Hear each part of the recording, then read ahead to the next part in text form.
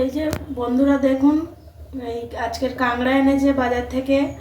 আজকের কাঁকড়া হবে কুমড়ো দিয়ে। রেসিপিটা প্রথম থেকে শেষ পর্যন্ত দেখতে থাকুন।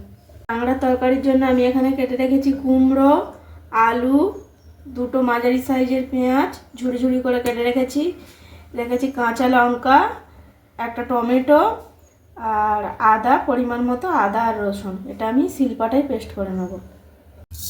এই যে আমি কড়াই বসিয়ে দিয়েছি, কড়া কিন্তু একদম গরম হয়ে গেছে। তেল দিয়ে দিলাম কড়াইতে চিনি, তারপরে দিয়ে দিচ্ছি আমি পেঁয়াজ কুচি,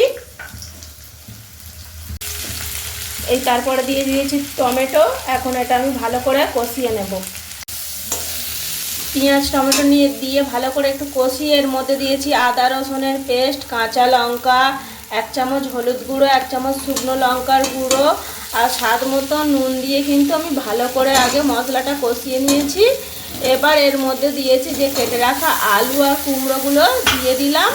দিয়ে এটাও আমি ভালো করে কষাতে থাকবো এখন 5-10 মিনিট ধরে।